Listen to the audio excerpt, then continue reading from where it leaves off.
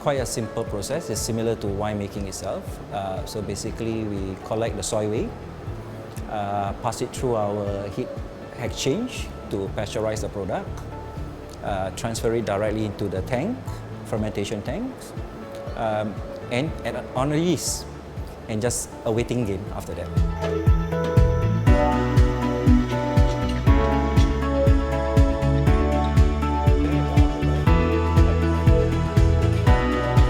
Reminded me of fruits and berries and desserts.